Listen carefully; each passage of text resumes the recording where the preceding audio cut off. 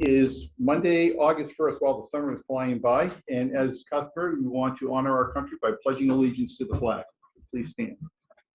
I pledge allegiance to the flag of the United States of America and to the republic for which it stands, one nation, under God, indivisible, with liberty and justice for all. Excellent. Are we good over there? Is it working? We're good? Well, good evening, everybody. For those folks that are joining us remotely, our first order of business is a public hearing. In accordance with Mass General Law, Chapter 166, Section 22, in the Bellingham Code of Bylaws, the Bellingham Select Board will hold a public hearing on Monday, August 1st, 2022 at 7 p.m. in the Municipal Center Arcan Meeting Room on the petition of National Grid for Plan Number 305-85392 to replace, relocate 10 utility poles as well as install one new pole. This is needed for the road expansion for the Department of Transportation job located on South Main Street. The board will also be discussing Plan Number 305-43183, which National Grid is requesting permission to relocate pole 134 on South Main Street, 30 feet northeast of the present location, and to install pole 133-50, 100 feet southwest of newly relocated pole of 134. Sorry about that. This work is required in order to provide electrical service to new subdivision Bellingham Shores. And who do we have representing? Don't have the name. Jeff Silva. Jeff Silva. Hey, Jeff, how are you? Could you just describe, just give us an overview of what you're requesting, please? He's on mute.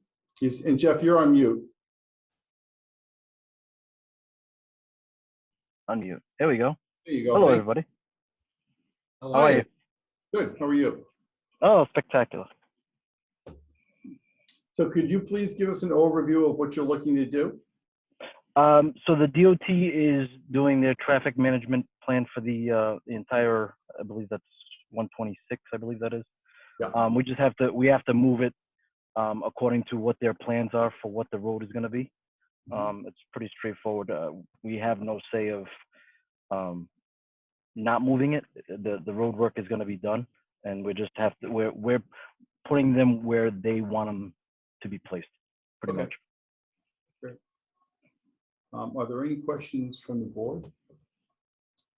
At this point, there's no one in attendance who is a resident of these properties to object to it. Right. Okay. And Hillary, you said you only heard from one person, so. I have to send out 150 abutters. Yeah. Okay. And so when did the notices go Well, they went out at least 10 days before this hearing. out? Okay, great. Okay. So nobody's here. Since this is a public hearing, are there any questions from the folks in the room? No? Seeing that, public hearing? Motion to close the public hearing. We have a first and a second. All in favor? Aye. All opposed? 5-0. We just need now a vote to approve. Motion to approve the relocation as stated in the Board of Select Board's minutes. First and a second. Do you have that, Hillary? Yep. Okay, great. All in favor? Aye. All opposed? Nay. Motion carries 5-0. Thank you very much. Appreciate your Thank time. you. Next. Still got one more. Oh, we gotta do the other. Oh, the new one? I have It's one. all- Include it's- them all together. I it's think all- it's all it's all one included. hearing. It's all one hearing. Yeah. It's all done. Unless he wants to talk about the other. Is there? No, is there- that's fine. Every town does it different, so if it's all together, fantastic. I appreciate it. One question, Jeff, What before is you it? leave. What is the Yes, sir. time? When will this work be done? For the DOT For the moving or of, for the Yeah, the DOT. Yeah. okay. they I walked this job 5 years ago, and as we all know, everything takes time. So I'm assuming that they're moving to go forward as soon as possible. Is my thing. I would say within the next year they're going to start doing the work. Wow. Year. No, I think I That's a was told by they were gonna start the work, for 183. So which one is 183? Is it the first? One is starting like August 27th and the other one was starting the first week of September. That's what I was told. Okay. So a little quicker than you thought, Jeff. Like I said, I walked the job 5 years ago, and this Okay. is when I'm getting the petition now for it. So No worries. Well, thank you for your time. We appreciate it. Are there any other questions? Nope. No, we're good. Okay. Jeff, thank you very fantastic much. evening. Have a good evening. Thank you very much. Great. And I just need you guys to sign right here. Those are for the folder. Next, we have Heather, come on up. Yeah, have a seat right there, please. So Heather, you're here before the board tonight, requesting an abatement Yes. of some charges against your property. Yeah. So I think we've all been briefed by Hillary. Yeah. And we'd just like you to kind of explain, why you're here and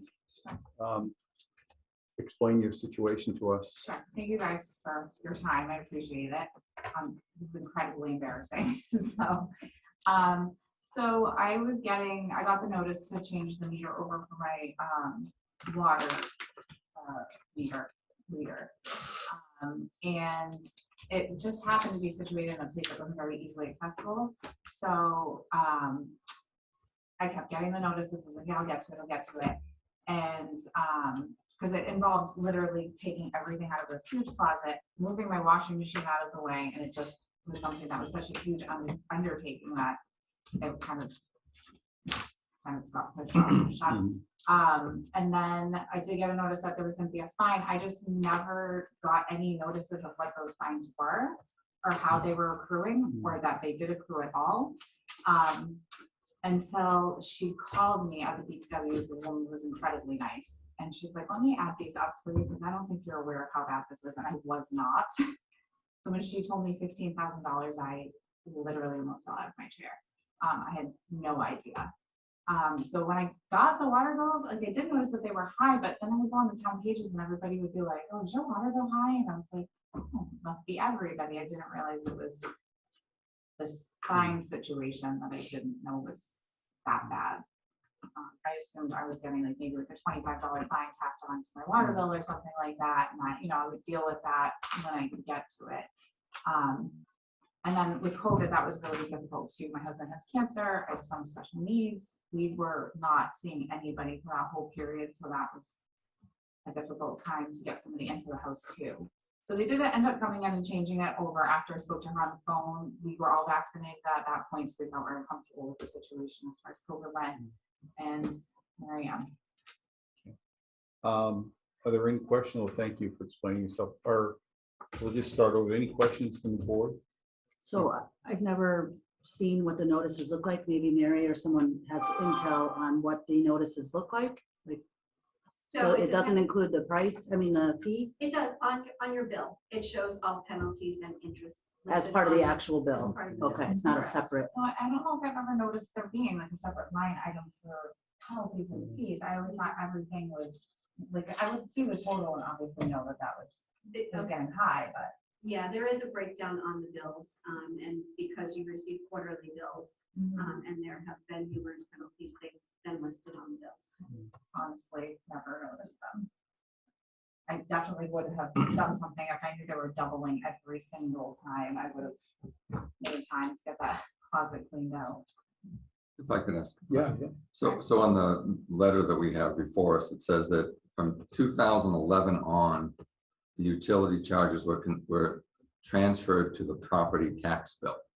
I So don't know what that means. it would mean that you weren't paying your utility bill and then it would be transferred to your property tax bill so that for we the could water collect it. bill, like Yes. going to a mechanic's cleaner, Yes. that, yes, because I have had an incredibly difficult time making those payments.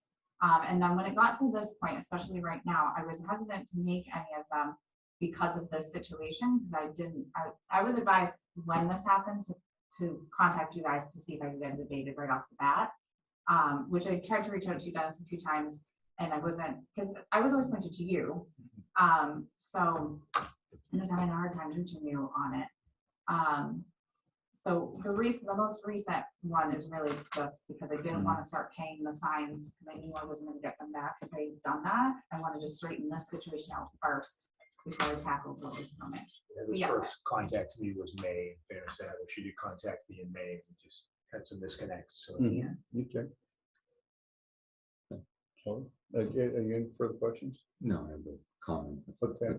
You know, feel free to comment away. So when we had a number of issues over the years, and the board adopted a policy that we would abate no more than 1 year. And Mary, if my math is correct, the last year's worth of abatements would run from the 1,800 to 2,000 to 2,200 to 24. Is that how it would read based on our policy? So traditionally, in speaking with Kelly, and she's been around here longer than I have, that it's the first year. I of would do fines. the first year not of the most fines, recent. not the most recent, it's the first. Mhm. So it'll be 2018 is what we're looking at. Mhm. That's not even a Yeah. fraction of it. It's $2,000.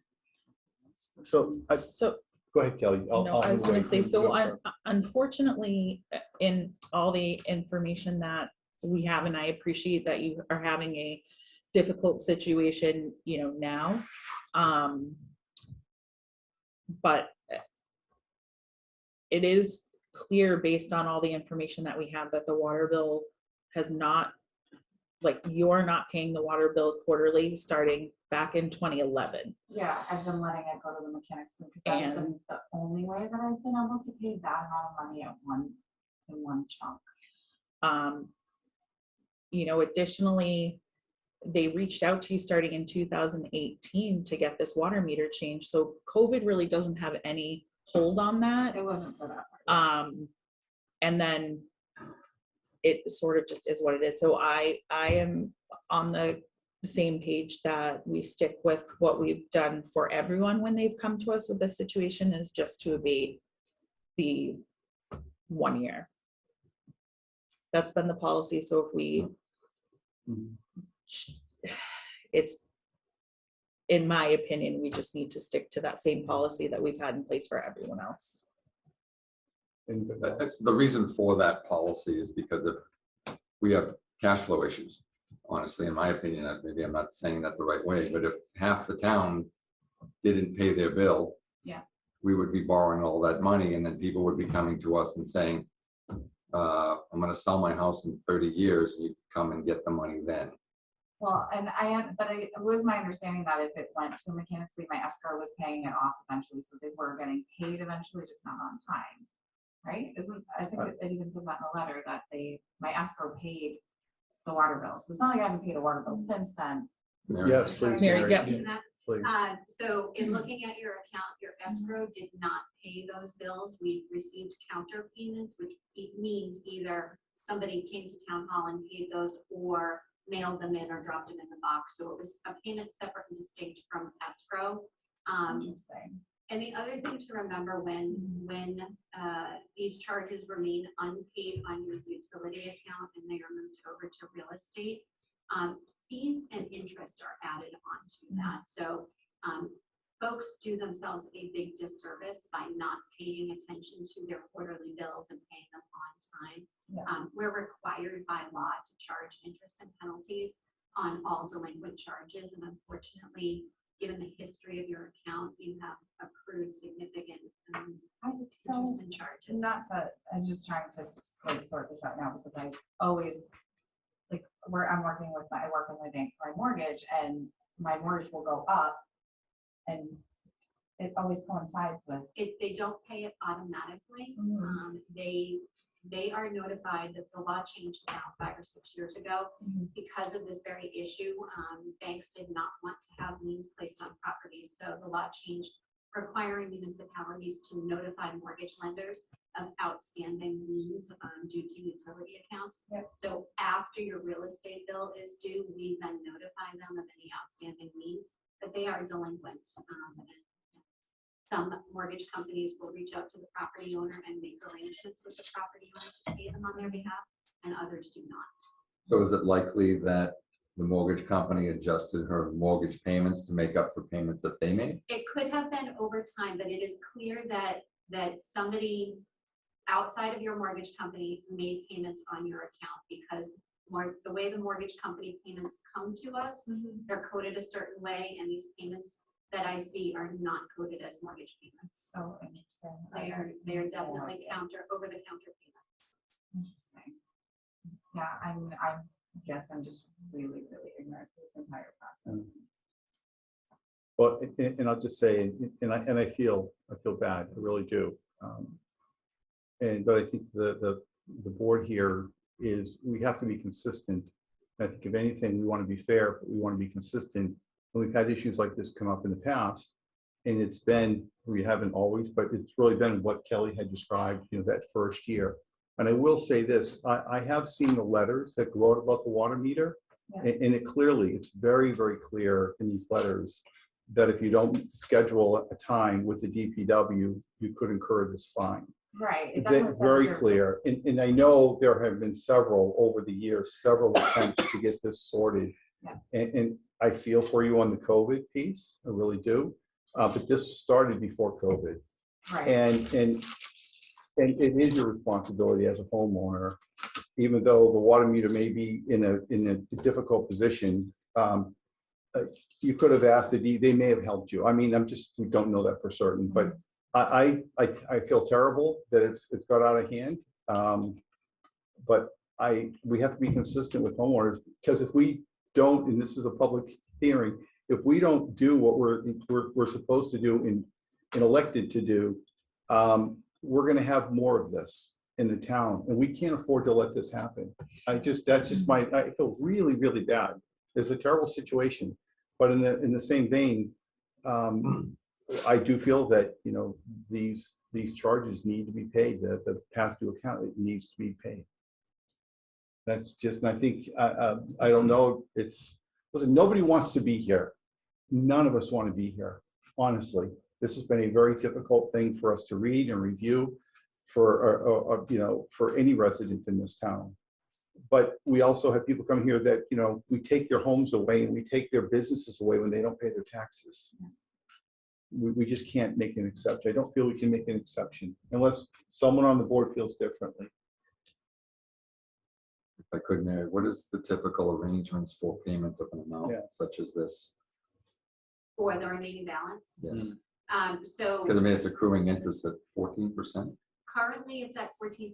So currently the outstanding balance, no, I'm sorry, it's at, it's at 12%. But the outstanding balance right now is on the real estate bill. And so the town has perfected their position in terms of collections by having it on the real estate bill. It is outstanding and accruing 12% interest right now.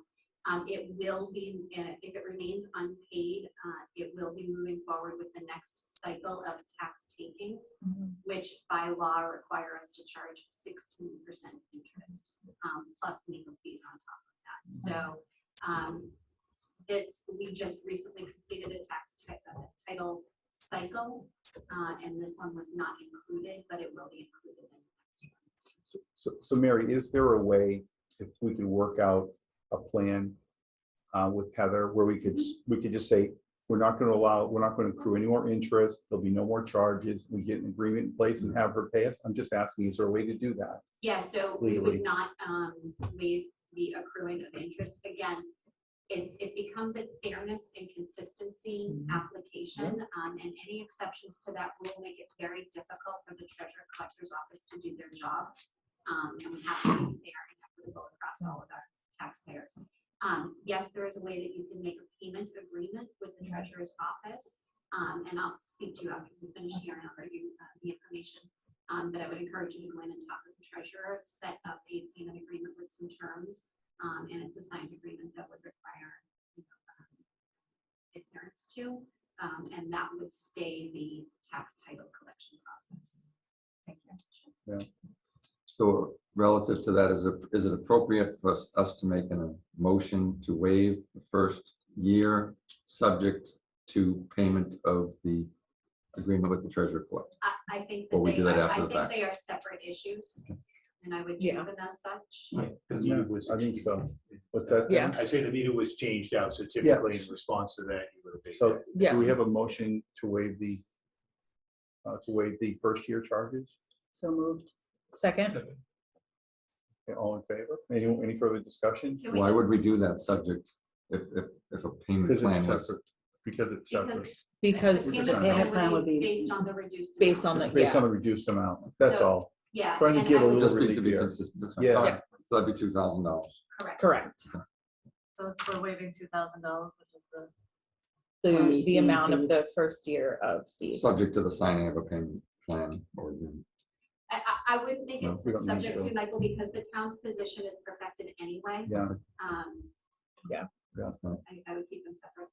Thank you. However, if we can't come to terms with Heather on a payment structure, what happens at that point, Mary? Traditional collection methods would apply. Okay. She would then receive demand notices. The account would be advertised in the newspaper, and it would move forward with the tax title proceeding. Okay. So we have a motion on the floor to waive the 2,000. Do we have a second? Who was We the fourth? did. We did. I was a Do you second. have it? Okay. Do we, Yeah. any further discussion? No, any further, all, a call for a vote. All in favor? I, All opposed? Nay. Motion carries. Thank you. Appreciate you guys doing what you can do. I really do. Yeah, Hopefully we can it's work tough. something out. We hope we Thank can you. too. It's just, we have to be I consistent. totally understand. Okay. Thank you. All right, thank you. Thanks for your time. All right. Okay, next, Paul, come on up. Paul playing the role of Julie. Yeah. thank you. All right, so Paul, you are here for a special one-day liquor license request, correct? Correct. And for that, that's Bellingham Days. correct? Bellingham Days. Yes. Bellingham Days. Repeat, same thing as last year, pretty much, right? Okay. Are there any questions from the board? I had just wanted to toss out to you, I talked to Julie about whether or not you guys wanted to be able to also take the food that you're cooking at the library and have like a satellite location closer to the carnival, but she wasn't sure logistically if that would work. Yeah, logistically and right now manpower too. Okay, I mean, at first when we set up last year, I had a concern that people wouldn't find us, but they Yeah. found us. we're always gonna find I you. wonder why. It turned out to be a non-issue. so- okay, Yeah. good, all right, And I think right now with manpower, I think we all keep it in one space. okay, And that way, there's no money being over there and Right. then all that stuff. okay, just thought I'd ask. Right. Perfect, Any other questions? Just for clarity, it's beer only, right? Beer only? beer and seltzers. They're in South. Yeah, Beer no, and I was seltzer. just reading because it says type wines and malt. Okay, gotcha. Yeah, Okay. All All right. Are there any other questions? Call for a motion? I make a motion to approve the one-day liquor license application at PJ's Bar and Grill for the Saturday of Bellingham Days in the library parking lot, hours to be 10 a.m. to 10 p.m. for wine, beer and seltzers. Second, We have a First and a Reading and second. second. Yep. Any questions? Where it is for our event, do we waive the fee? I don't think so because, well, I don't. Yeah. It usually. we Usually it's free- nonprofits, Right, but Bellingham's the nonprofit. is all the money going from the sales to Bellingham? it's I don't going know. to the playground probably. No, they're making money on there. Yeah, last year, I think Thanks. last year we gave a certain Big percentage. dollar. Yes, Yeah, they so gave we a wouldn't dollar waive- we dollar wouldn't beverage waive to the that. Yeah. library. Yeah, we wouldn't waive the Yep. fee in that case. No, Yeah. no. Okay. So all in favor? Aye. Aye. All opposed? Motion carries. Thank you. Thank you guys. You bet. Paul. See you next Saturday. Thank you, Paul. You're welcome. All right, we're making good. We're 5 minutes ahead. Is Larry here? Larry is Yes, here. he is. Come on over, Larry. What is the fee for the one-day permit? $50. 50. Yeah. They just gave me a check. Good evening. Hi, Larry. Larry, you're here to update us on the new election law. Yes, as you probably all are aware, the long-awaited voter bill was passed at the end of June this year. It basically was codified into law the accommodations that were made in 2020 during COVID in that election cycle. But there are some changes and some differences from what we had at that point. So I'm just gonna give you a few highlights. They will be voting by mail with cards mailed out. I'm sure we've all received cards, with cards mailed out to every registered voter to see what elections they want to vote by mail and so on and so forth. One of the differences is, and when I originally read the bill, it seemed like it only applied to state elections, but now the advice is from the Secretary of State's office say that it's all elections. So I'm hoping that they will rethink that, so we don't have to do it for local elections, because cost them would probably be borne by the town. So hopefully that they will not, they'll realize that they made a little bit of an effort to change that, because in most cases, the local elections are left up to the towns. There will also, as it stands now, be early voting again for all elections. And we will be starting early voting here in this room, in this very room, on August 27th of this year. And I don't know who's going to come at that point, but we are also doing some evening hours, and we are going to be here till 8 o'clock on the Saturday before. Why do we have to do that? Why? Yeah. Because that's what the law says. We have to be open on a Saturday? Now, you know how I post the last day for registration Yeah. before elections? Well, they've decided, wisdom, that needs to be on a Saturday, so we need to be open until 8 o'clock on the Saturdays for the last day. 8 o'clock at night. 8 o'clock on the Saturday. Yep. I'm gonna come in just. because. To see if anyone's here at 7:30. Yeah, at least we'll see some. Bring some pizza or something. Yeah, right. So yeah, those are the changes that are a little bit annoying, to say the least. Also, they've reinstated voting in office during the 2020 cycle. It was suspended because they obviously didn't want people interacting and so on and so forth coming to the office. But that is back in play. And there still is an absentee vote versus an early vote. Not quite sure why, because if someone's getting a card at home that says that they can early vote without any excuse at all, why wouldn't they just opt to do that, as opposed to having to explain why they can't come in to vote? Right. So, but I think there's going to be a transition, because right now we have what's called permanent absentee voters, and those are people that are infirm and can't get out of the house, or they don't have transportation or whatever. So I would imagine that after this cycle, they could convert them all to early voters and not have to worry two different types.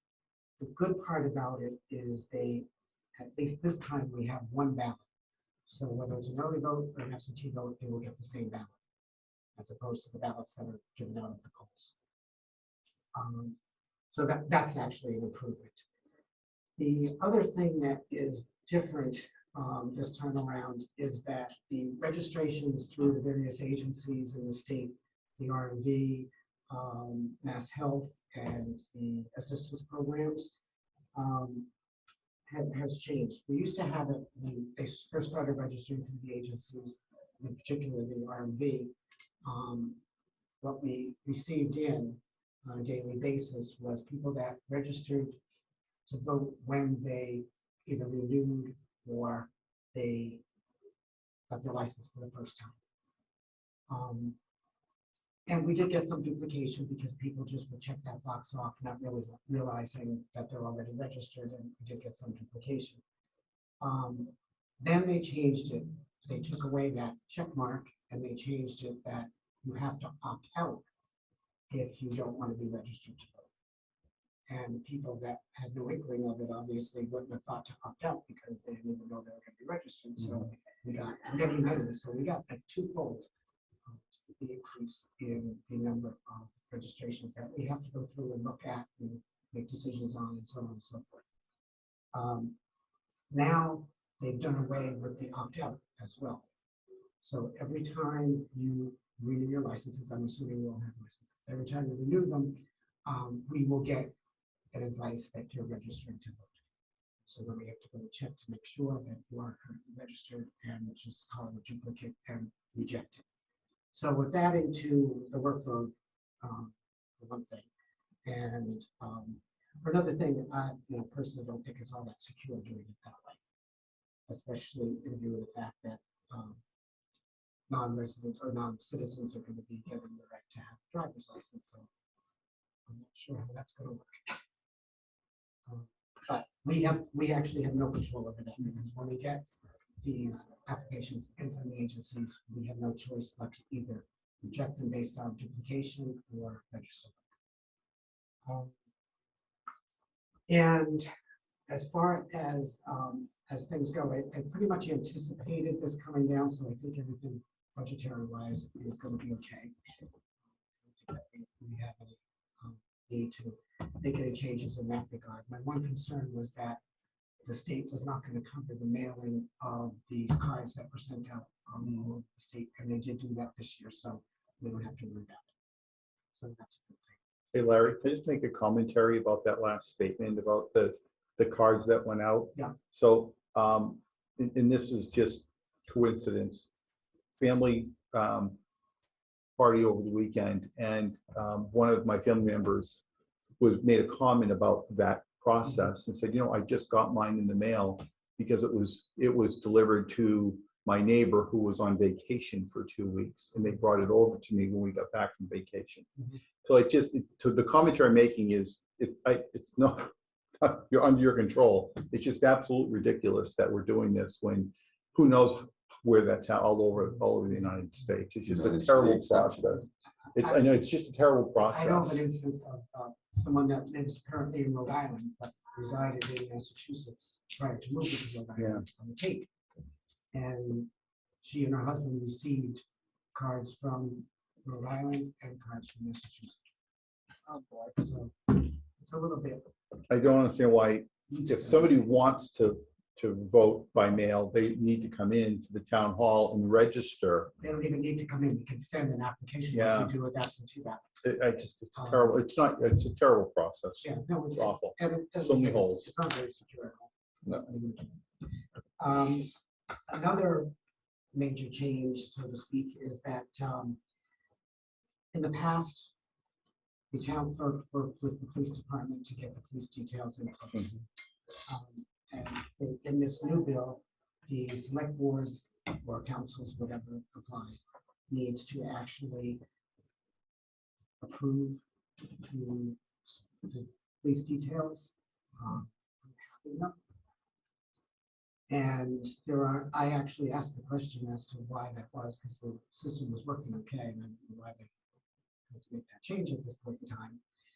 And candidly, I'll tell you the answer that I received was that because in some communities, they feel as though people are offended or intimidated by a police presence. So the councils or boards can opt not to have details. However, again, in their common practice, there is a state law that says that you have to have at least one. Okay. So, they're incongruous, but you have to have at least one. So what I'd like to do this year, my plan is, and I want to make clear why the police are there. They're there obviously to keep order. They're there to, if there's any problem or anybody comes in and acts out or whatever. And we traditionally had one at each precinct, each voting machine, which was really a carryover from when we had multiple sites. So we can cut back on that number. My concern is I don't want to cut back too far, because each year we have to have an evacuation plan in place so that if something should happen, we need to make sure, or to try to protect the integrity of the election as best as possible, that each one of those tabulators gets out of the building, and that any ballots that are hanging around are outside, and so on and so forth. In the past, the major responsibility for that was in the hands of the police officers. I would give them the plan, and if, for whatever reason, the unlikely event that we would need to use it, they would be a major player in that thing. So my intent right now is, because of the way we're set up logistically, we usually have one police officer out in the lobby area, just to make sure that people don't wander in the hallways and so on and so forth. We usually have one outside that can help with the handicap situation, as well as keep an eye on the 150-foot law. And then, as I said, we had one at each precinct. So I'd like to either have 2 or 3 in the gymnasium and the 2 outside. It's already in the budget. So it's not like it would be a problem with that. But also, I'd like to have, this actually pertains to early voting, because we don't have a police officer early voting because we don't tabulate. However, in the last cycle, it just so happened that one of the Saturdays when we were having early voting, there was also a demonstration scheduled out in the front of the building. So we did have an officer that one day. So I'd like to have the option to have that if needed, so that, you know, we can, if we need to call somebody in because we know that something's going on outside, or that there's some contentious issue going on, then that we can have that for early voting. So, I think you have a motion in place regarding that, or entertaining. So if you would do that, that would be wonderful. And the other piece that I have is we also need the warrant signed, because I'm just pointing these things out so everybody's aware, because I like to do that. But we will be, the voting has already started. We don't have to have a warrant out until 7 days before election day. Another absurd thing. So technically, the election has not yet been announced to the citizenry, but we're voting, and you still need to go through the motions of signing the warrant. So it would have been a good idea. How do they know who they're voting for? Well, because we already have ballots, but it just hasn't been announced yet. Yeah. I mean, isn't it- Ludicrous. Can you walk me through why we need 2 or 3 in the gym? in case there is an evacuation. Just like the mailing of those ballots, that's managing the exception in the rule. I mean, in all the years that we've had elections at the high school, we've never had an evacuation.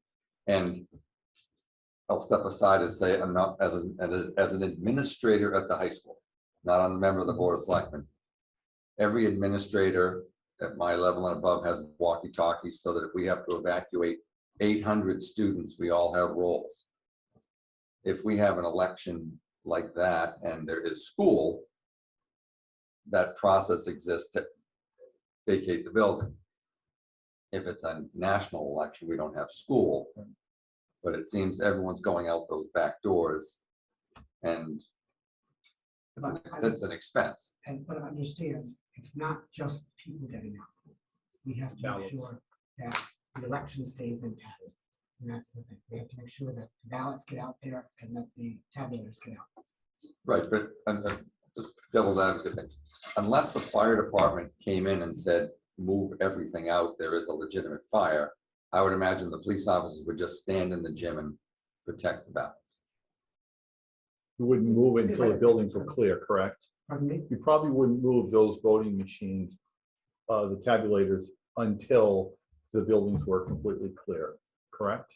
They'd Move them stay there. out. Yeah, they'd stay there. No, we have to move them out. If it was a false alarm, you wouldn't know that. You could have a fire in the kitchen and the fire department has to come in and tell you what the next steps are. I don't, and you know what? I don't think they're really worried about fire that much. They're worried about other incidents. Very about one. Other incidents, like people trying to disrupt the election. I just don't see us moving ballot machines. It's a contingency like anything else. We have But to have. the you're not evacuation. asking the board doesn't have to tell you how many, they just have to authorize the use of police officers, right? Sure. Right. It doesn't say. So that. I'm just saying. Yeah, well, well, the way Larry just presented that, he wanted us to He was vote. asking for a specific number. And we don't want to give a No, specific no, number. No, it says you look at one the or more in the motion, Yeah, motion. one or Yeah. more. I was just telling you what my Understood. feelings were at this time. Because, And an observation, having been at that school many times, it would be beneficial if the police officers were specifically dictated where they would be standing, because they often aren't standing outside at the 150-foot mark. well, they don't have to be at the one, there's outside of the vestibule, Right, they I can mean, see the 100. It's public relations. I mean, they should be out there to people saying it's a handicap spot, you know, it's. Right. They should have more of a Maybe that, rotation.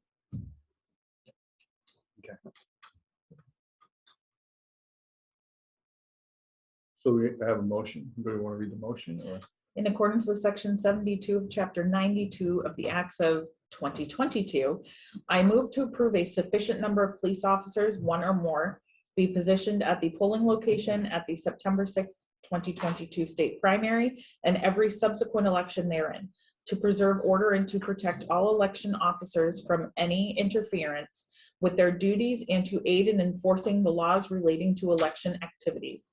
I further move to designate the police chief or designee the authority to assign specific police officers according to scheduling and availability. The town clerk will advise the police chief on the location, duties, and time said officers are needed. As chief elections officer for the town, I move to authorize the town clerk to request additional police details at all elections, including early voting, as the needs arise. The second? Second. Second. Any further questions for Larry? No? All in favor? Aye. All opposed, motion carries. Thanks, Thanks, John. Larry. Thank Thanks, you. Larry. Thank you. Thanks, Larry. And then you'll do they have the need, warrant do for they me? need to vote on this or just sign it? No, they just. Just the election warrant. Sign. All right. Thank you. Thank you. Thanks, Larry. All right, hey, Tim, you there? Unmute yourself. Gotta wake up. How you doing? All right. Hey, thanks for joining us, Tim, and providing us some time to give us some updates. So if you could provide us with some updates on, there's a few items, I believe, correct? What would you like to know? One is the senior center. Okay, so I provided a drawing. We're working on the addition, obviously, of the kitchen. Yep. And we have a detailed drawing now on the appliances. We have a meeting scheduled for next week to meet with the senior center, Josie and Dennis, and a couple of the consultants as far as the appliance layout and the equipment needed, that kind of thing. The footprint has already been decided. This is the footprint. I don't know if you have that plan in front of you or not. Yes, we do. Okay, so that's the actual footprint. You know, you can see the walk-in cooler and the service island. Basically, it's an addition to the kitchen, to the left side of the kitchen where the drive-up is in the back of the building. And that is the layout. We're going to meet next week, like I said, and the gentleman from Trimark that laid it out from one of our meetings is going to meet us there as well and explain to them. And I'd like to try to finalize it at that meeting, or maybe one more revision, and then just take it from there and get the thing rolling. So that's that in a nutshell, unless you have any questions. It's a very small addition. The additional spaces to accommodate the walk-in cooler and that area where the poker chip dollies. I love that one. I love it. Yeah, on that side. So we are looking hopefully at presenting something to the opera review committee, and then in turn it would come back to the select board. But Tim has done a fantastic job staying on top of this and kind of leading the way to get us to this point. So, Thank you. very short money to get to this point. This architecture addition was very inexpensive to get this work done. So I think we're going in the right direction. I know seniors that we have been working with, Bill and Kay, and obviously Josie, the director, are quite excited to get this moving along. Excellent. Any questions for Tim? No. Hey, Tim, do you have an update on Sunoco and the Mean properties? Sure, I can talk a little bit about that. So Sunoco, I think everybody knows the background of that. We did end up taking him to court originally for the overloaded vehicles. He doesn't have a used car license. We ended up taking him to court. We tried to work with him for quite a while, and that just didn't work out. So we did have to take him to court. He supposedly secured a location. He moved a bunch of vehicles. And slowly they've been creeping back. And so I go up there every now and then, and I just finally, I had enough of it. And he throws a fit every time we go up there. So he's I ended up having the police department go up there and check some of the plates. So some of the plates don't belong to the vehicles that they're on. So I got engaged town council again, and she is in talks with their attorney right now. I talked to her Friday, and I also gave her a call before the meeting to see if he responded. He did. He unfortunately has COVID right now, but that was Friday that he told her that. So she's going to reach out to him on Wednesday and try to figure out a solution. She doesn't know if he got a hold of his client yet, so she's going to reach back out to him and see if there's if he can move vehicles. You know, if there's any pushback, she's gonna file a complaint for a civil contempt because we already have a judgment against him. So that's where it is right now. Okay. Tim, we don't have the ability to go in and tow them all away, do we? I don't think so. No. I feel like they're at the maximum amount again. I Why- just drove by there today. Why It's can't we shut it down absolutely- if they're not operating within the premise of their? Well, so he doesn't have a license. The only permit I think he has is to sell gasoline. Is that correct? Yeah. Yeah, and a repair station. And So- that's the tanks Right, actually, yeah. going way back to whenever it was, the tanks were approved and, you know, the self-serve was approved. That's not something we do manually. So what would be the next step? So the next step is either he's going to have to come into compliance quickly, you know, after he hears from his attorney. I'm assuming he already has. So the next step from that is if he doesn't want to comply, she's going to file the complaint and he's going to be in trouble. He's not going to like that because the judge already made a decision. And if it comes back in front of him, he's not going to be happy and he's going to slam him. So we were trying to get him to do it, you know, the easy way, but he doesn't seem to want to take that. So we'll have to see after this week how it shakes out for him. I still don't understand what the next step would be. I mean, he's not gonna be happy, but. Yeah, What does the judge essentially- do? The next step is if he's in civil contempt, he's subject to whatever the court puts on him. You know, so I don't know what that would be, but you know, if he's violating the judge's order, the judge isn't going to be happy. I don't know what he's going to do. So I don't know if he'll shut him down or I'm not really sure. I can ask her. She's going to call me Wednesday after she has a conversation with the attorney again, and I'll ask her and I'll let you guys know. Okay. So if they, can I ask a question? Yeah, So if they get shut it down, so what would be the next step? Yeah. Business. Well, He'd be out of Better business. business, so, okay, it has to be forced to sell, is that what it is? No, well, no, I think we're just speculating here. If the judge had ruled, I would think that he's in contempt, they could probably either fine him or shut him down. But he's going to have to remove all those cars. He'll probably get so many days to remove all the vehicles. Either way. But we can't shut down the gas business. He's not violating the gas business. It's a violation on the property with all of those vehicles. Cars, yeah. Yeah, would you know if he's current on all his taxes and bills? I don't know what property, off the top of my head, no, I don't know. He may be issued a fine daily if he doesn't comply. You know, it's up to the judge. Okay. Did you have Tim, I was gonna say, Tim, do you want to give an update on the administration building for the DPW? We do hope to bring that forward to town meeting in November. That's the plan. And Tim's been working hard on that along with Roland LaValle and the committee we have together, John DiMartino. So you want a big picture on that, Tim? Sure. So we've been meeting. Kelly's been included in those meetings. She's been there. We have been working to design the footprint of the building. We've finally we've got to a point where we have a square footage, which is 3,600 square feet of office space. We have a location as to where it's going to be placed on the property to maximize the space on the lot. To accommodate parking and services for the townspeople to come. And I think we've all agreed on that, the location and the size. And also the layout. Roland did a nice layout on the interior of the building.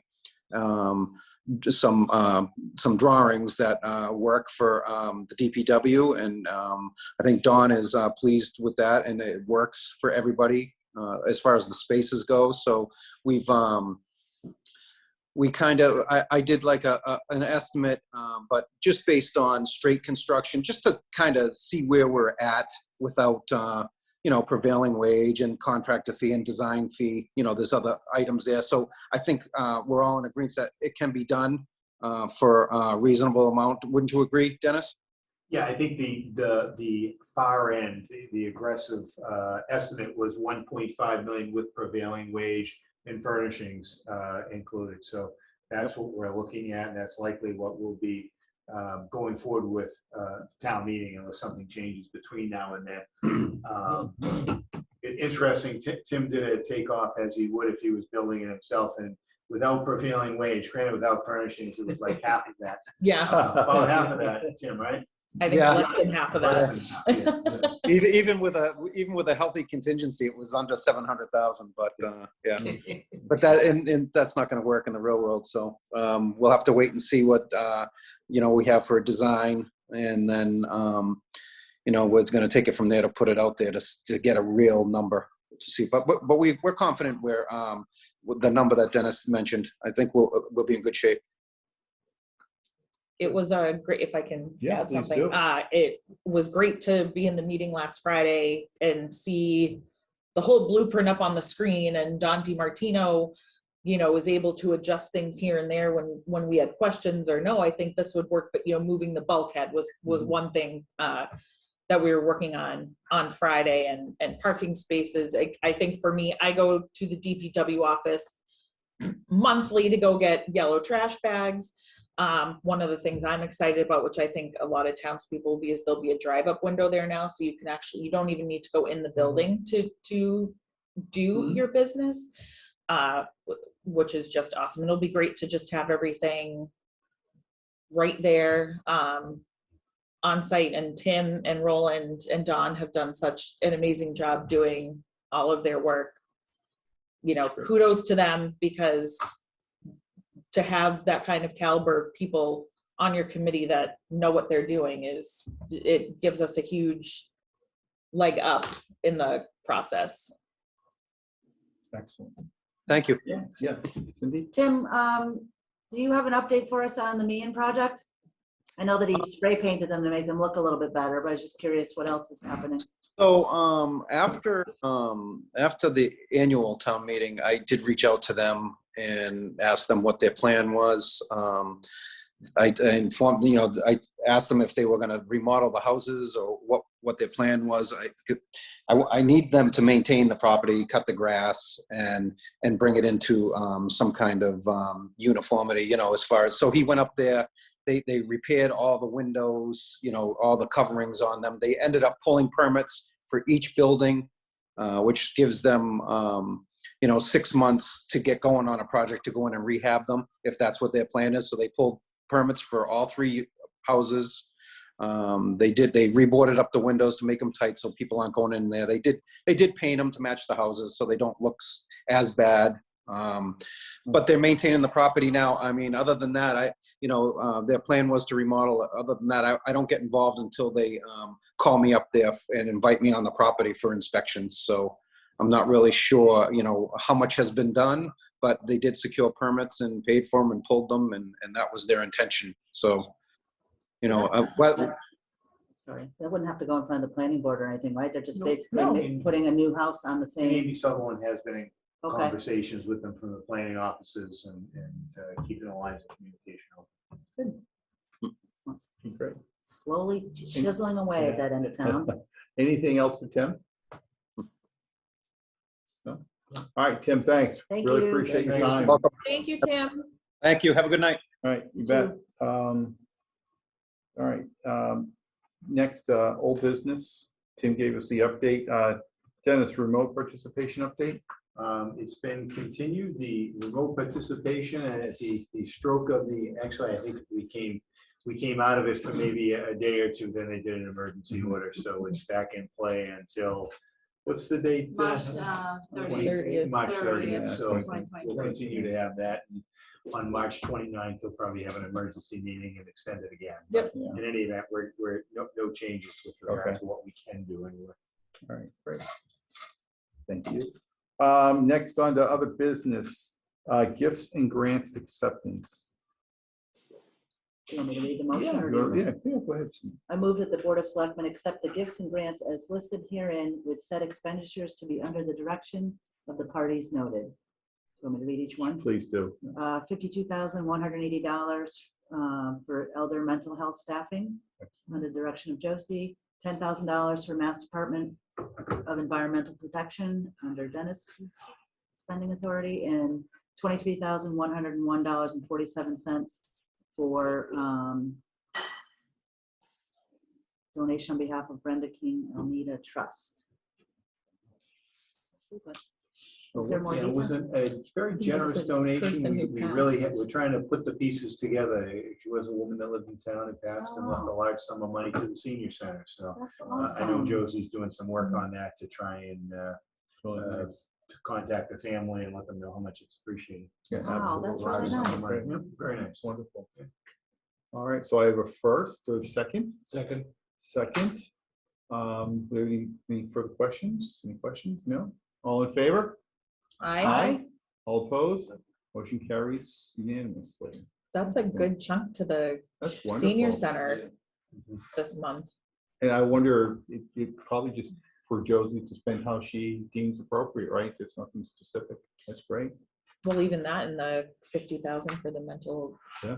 health for the senior Really center is So, amazing. Good day for the New Yeah. kitchen, council on that's Yeah. aging, new kitchen, all kinds of Christmas stuff going morning for on. the- See, seniors out there, we really do love you. We really do care. Beautiful digital sign in the works. That's right. There's a lot Yes. going on over there for you folks. It's wonderful. All right. All right. We're going to vote on our June abatements. I read them. Yeah, please.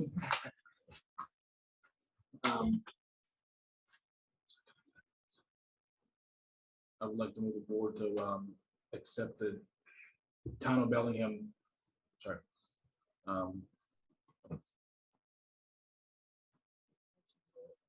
Yep, make a motion to abate the June of 2022 Mhm. and capital improvement charge grand total of 270.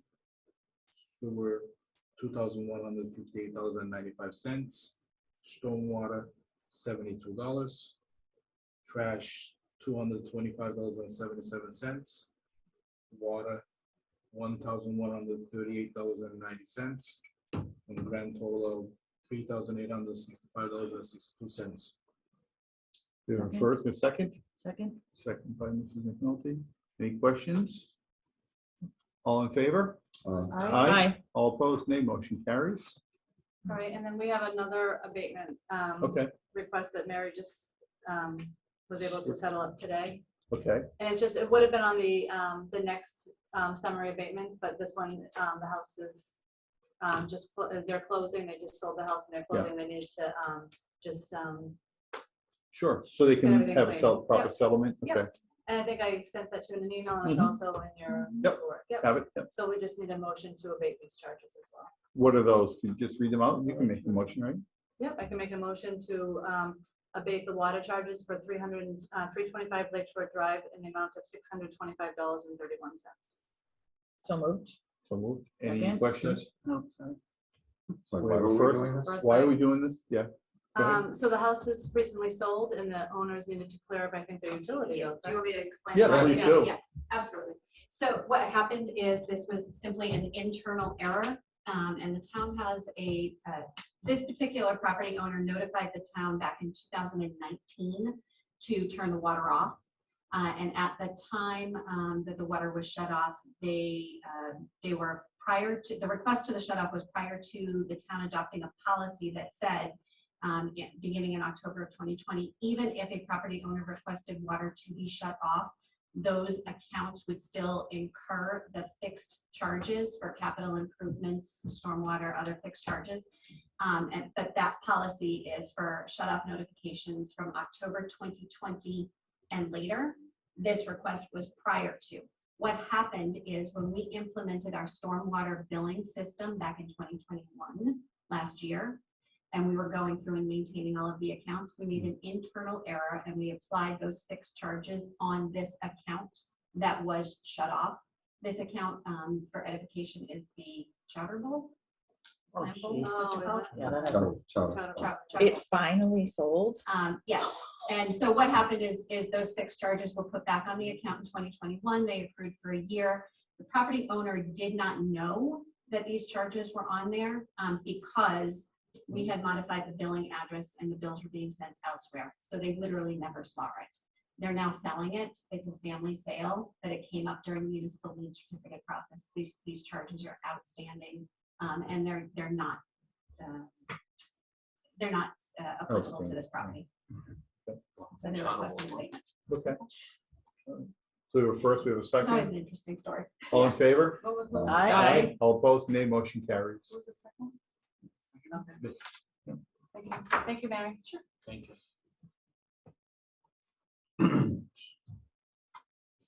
All right, the vote on the June 20th minutes. We're gonna have a chance to take a look at them. We Motion have to a approve the motion. June 29th minutes. We have Second. First, we have a second. Any questions? No questions. Call for vote. All in favor? Aye. All opposed? Motion carries 5-0. All right, next, new business. So just a little, an update with Amazon. I don't know if you, a few weeks ago during, I guess during Amazon Prime Days, and the Milford Amazon facility shutting down temporarily due to a fire to an adjacent building. Without notice to the town, Maple Street became a parking lot during that time. And it caused quite a problem. I've got videos, and Dennis and I have talked about this. We actually had a call with Amazon. We continue to have calls with Amazon addressing issues of traffic. They just flat out messed up. The trucks, the vehicles that were coming over to the Bellingham facility were coming from Milford, and they are all staged and left at the same time. So there was a point a couple of times where the traffic from the 495 bridge to the Amazon was completely backed up. They were almost double parked, and traffic was going up the wrong side of the road. Even Amazon trucks couldn't get out of their facility. Tractor trailers from the other building couldn't get out. It was an absolute mess. And like I had a neighbor called me, and I went down there and took some video, but I actually had to stand out in direct traffic to make sure, because people were, it was nuts. It was really not a very unsafe situation. So, we alerted Amazon. The facility, the people in charge didn't even realize what they had done. It was a mess. And as a result of all the additional vehicles, we've asked them time and time again to please, when they're leaving the facility and they're heading south on Maple Street, if they're going to get gas at Rapid, we've asked them continually to go straight across Mechanic and coming from the backside. Because if they take a right on Mechanic Street, then try to take a left into Rapid, the traffic, it just becomes another bottleneck. So we continually talk to them about that issue. So we have an ongoing dialogue with them. But there are going to be, in the near future, there are going to be some changes that we'll be talking about with Amazon. We're working with them now. I'll just say it's public knowledge, but the Milford facility is going to end up shutting down. We don't know. Dennis and I are working with them, and we'll be bringing in probably Chief Daigle. Just what are they going to do? What's the impact that's going to have on the town? They don't know yet, because if they close Milford, some of it's going to come to Bellingham, some of it's going to go to Milford, Marlborough. We just don't know yet. So I don't want to go crazy, but they know how we're really concerned about this increased volume and how it's going to impact the town. So Dennis, anything you want to add? We've been having Zoom meetings every 2 weeks. Yeah. We'll continue to. Interestingly, I did receive a call from a resident on, what's the baseball, High Street? Yeah. He was out, no, he was out trimming the hedges. He lives on High Street, and he Yeah. said it was Amazon car after, like, it was probably the same thing. Yeah, So it I don't was. know if that can also be part of the conversation. It was, with because that I directly. pointed out, because what I was noticing it when I was traffic, I was seeing a lot of cars coming out of High Street. This was on a Saturday. It was happened on Friday and Saturday, and I was noticing a lot of the Amazon vehicles taking a right going down High Street. The challenge we had there is that they were coming from Milford. They didn't know the rules of the Bellingham Right. They didn't have enough time to train them. They're third-party contractors, so they're taking the shortest route. So I went down and I didn't know there was a softball tournament going on that weekend. So I went down there and went, oh my God, no wonder all these cars are coming out of High Street because of the softball tournament. It only makes sense. I actually passed storm. on, Yeah, we passed, right. like he was driving down High Street Yeah. and I was because I was at the fields for the tournament. Yeah. So we've actually, we have scheduled every other week, but we had a call one week and then another one. They have the videos. They know it's a problem. We need to figure something out. You know, when you think about that Amazon facility, if it does expand, not the building, but just the volume. And now just recently, the planning board approved an expansion of the other building. I don't know if you know or aware of that, but the developers came before the planning board. They wanted to blow up that second building, add another 50,000 square feet. So the planning board approved that, and I think there's 10 or 11 bays added to that. So really, they're just keep adding, and then you add the Mechanic Street building that was just approved. Right. Yeah, there's an awful lot of that going on. As part of your meetings, do you discuss the excise tax issue? Oh, yeah, always. Well, we've gotten a good accounting with regard to that. We haven't looked at it recently, but we had well over 200 vehicles that were receiving excise bills for the at the Amazon facility. Well, no, it was over 200,000. It's a couple $100,000. It's Just interesting when you see New Jersey license plates. Yeah, So but it's funny. because what happens is those vehicles do swap out. They do. Um, They do. But we've got a fleet that are paying here, but I know what you're saying. You see New Jersey, you see other. For the longest time, it was the same Yeah. license plate number. It was B and then a series of that they got like So 100 at a time. I drive over there frequently and drive through. I And even take- follow tractor trailers on High Street. and take note, and I take notice of the plates, and I can tell you in the beginning, they're all New Jersey, and that's why I make, and then over time, it's just taking time to get them re-registered here in Massachusetts. It's working, so. And when Milford, when it does officially shut down and they decide what's happening here, I would imagine there'll probably be several more vehicles coming and we'll be sitting here in Bellingham. So Do they have a safety officer for the Amazon facility? internally, oh yeah, They do? inside they do, yeah. So not only, we're dealing Yeah, with, not we're doing a dealing good with, job, you know, that's what I was gonna say. Yeah. you know, it's- so the the delivery system is a third party, they're hired third party, but they have to adhere to the Amazon standards. And I don't want to spend all night going through all that, but yeah, they're very strict. We're dealing with a community affairs officer now, which this is someone new. And then there's three folks we have constant contact with, and they're all over it. So they're aware. I can sense they want to be a good community partner with us. Yeah. And they will continue to do things for the town of Bellingham. It's just up to us to be diligent and to stay on them. And I've taken that as a personal thing for me to stay on them. Not just because I live there, but I want to make sure that they actually deliver upon what they say. And we're going to ask them again to come back out and clean the streets. I don't know if you were on the board, but they did spend during Earth Day, whatever it was, they did, a bunch of their employees came out on a Wednesday and they cleaned up Maple. It was really nice. And I'm going to ask them to do it again because I took a walk the other day and it's back to where it was, if not worse. It's amazing how good Victory handles the situation relative to that. Yeah. Victory, you don't hear any complaints. Occasionally, we have issues with trucks coming down High Street, coming to Victory, and that's because what happens, and I'll get a hold of Jeff right away, the guy that I know over there. When it happens, it'll be a new vendor coming in to pick up supplies. What happens is they get off 495, and GPS takes them that way. Even though we have signs, they just continue to go. It's a really difficult thing to monitor, but once we tell them, they take care of it immediately. They've been really good. They absolutely do take care of it every time we see it. You don't always see it. We're not out looking for this. Yeah. But to me, if I see it every now and then statistically, I know it's happening a lot more. It's just, I'm not just catching the one-offs. It's happening more than we see. And there's a neighbor at the end of High Street that actually for a while set up like a hunting camp. Yep. And we're taking pictures and we were reviewing and we found a few extra that you wouldn't normally see. I agree. We don't want to come across with a situation because they are not really obeying the law, the way they're supposed to. They're not paying attention. They are not trained properly, and some of our citizens are, they might get hurt at the end because I drive by that road all the time too, and then I see them, they don't stop at the stop sign and then basically just jump on the straight on the Maple Street. Mhm. And we're very unfortunate, but it's. It just, so if you're seeing vehicles on Maple Street, take a right onto Mechanic, going north of 140, then they drop into Rapid.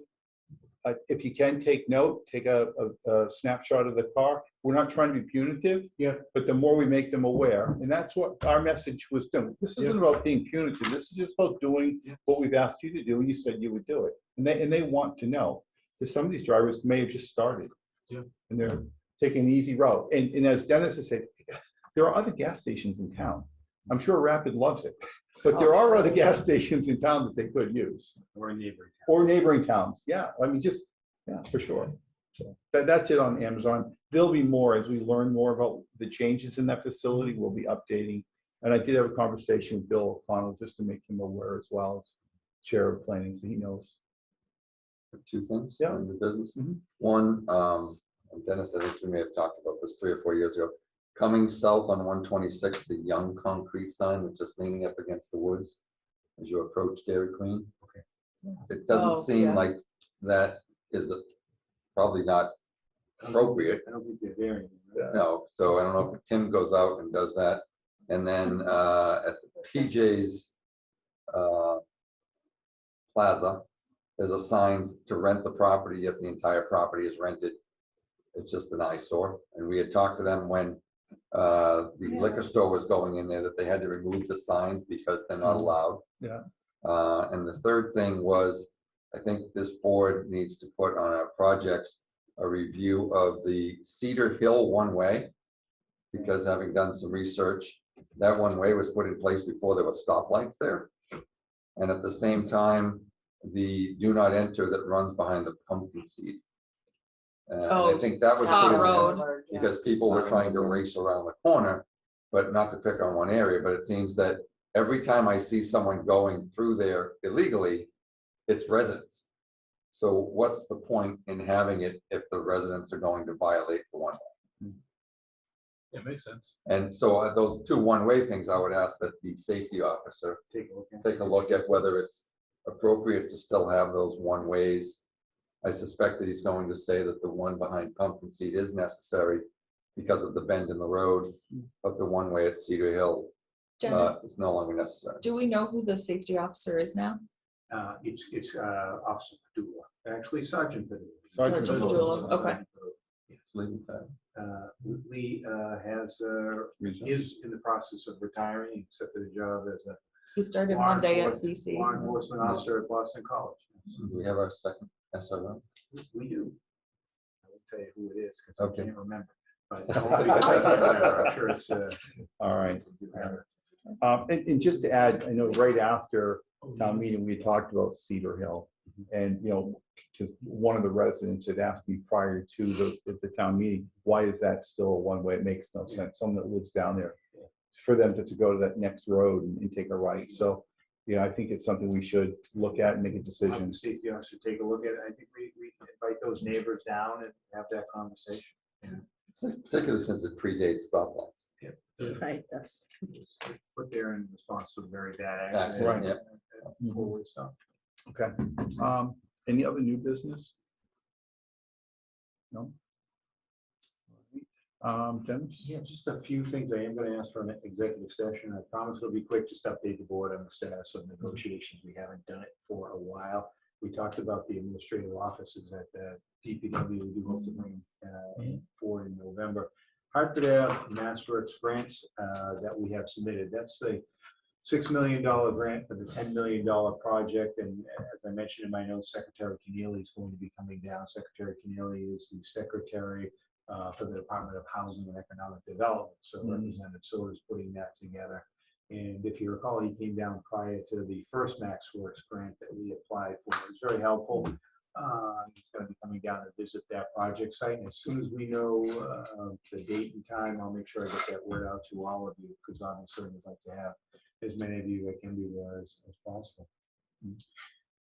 As far as road work goes, we have had quite an issue with some of the neighborhood. If you've seen the Lazat Newland Street neighborhood, it was grinded probably a month ago. And the castings are all raised, they're all spray painted. It's not unique to us. If you go down King Street, I don't know if it's been paved yet, but it hadn't been paved for an awful long time. Same thing, it's all grinded. They're paving that Green Acres neighborhood tomorrow. At least that's the plan, so fingers crossed. But they're supposed to be there tomorrow paving, so that neighborhood will be done. And there are a few other streets, similar situation, but it's just difficult getting it all coordinated. There's so much work out there. There's a lot of transportation money out there. A lot of towns are doing work just like us, but that anyway is going to be done. Just coincidentally, I had it down there to update you on, and Don indicated that will be paved tomorrow. The work out in front of us is another story. I was on the phone with Verizon this afternoon, and Representative Soder's been talking with Verizon. He's got a legislative liaison. It's a difficult process. The conversation I had today was basically, if it's anything to do with things that we're not doing, please tell us, because we're having zero communication with them. So tomorrow should be, made a few calls today, and we're supposed to have a conference call tomorrow. So hopefully we'll find out what the deal is. But that project is just sitting, waiting for those poles to be relocated. And it's been sitting like that since April, which is just ridiculous. The project should be done now, all before the relocation of those poles. So if we don't have some results soon, I know Mr. Connor remembers we had a representative from Verizon come in 2010 when we had a pole on Pulaski Boulevard that we couldn't get moved from in front of the Bay Bank, and then it was Bank America now.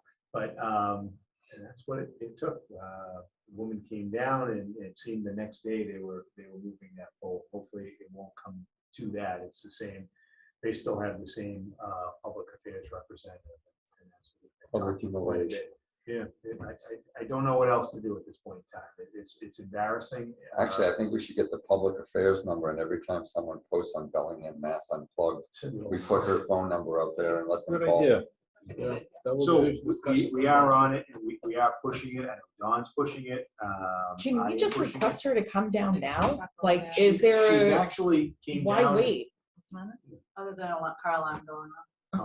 She actually came down and visited just before she was having surgery. She met with Hillary and me. Actually, I introduced her to Hillary. So she was here to personally take a look at it. And I can say that she's been out, and still she's been calling to check in. And the news hasn't been good for her recovery. It's just not happening. And why it's so difficult, I don't know, even when the higher ups are involved. But in any event, we'll stay on it. And Mr. Connor brought up the issue of why can't we go back to the developer that wanted the extension on the license for the cannabis, and we did in fact go back to them, let them know that we had in fact extended as they requested, and suggested that it'd be nice to make a donation to the dairy. That they're in the process of doing that for $5,000. So that's a nice, Very nice gesture on their part, I think. The mattress grant that you accepted just a little while ago, we got a $10,000 grant for a container. It's going to go down at the recycling center, because come October, mattresses will be banned from the waste stream. We won't be able to put them out at the curb anymore. So they will have to be processed separately. So we'll be taking them at the recycling center at no charge. At no charge, Obviously, really? they pay for it out of there's a charge in your user fee that everybody pays, that quarterly fee that you pay. Somehow that's paying for those, we'll be paying for those mattresses.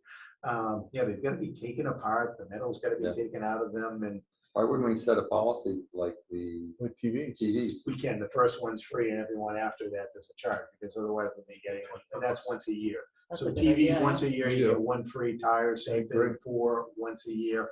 Because I can see people saying, oh, bring it to my house, I'll take it down for nothing. Yeah. Because I don't know what the cost is to get rid of a box spring and Well, mattress, but I'm sure it's If you expensive. buy a new one today, most vendors, They'll take they the take old it. one. Yeah. Yep. So in any event, that prohibition goes into place in October, so we're putting notices out. to We put that on residents. the next agenda to discuss a fee. Fee for mattresses. Mattress. How about we put it on once we get what it actually costs us to get rid of them, because to set a fee, don't you want to know how much it costs? Yeah. Yeah, we'll double it.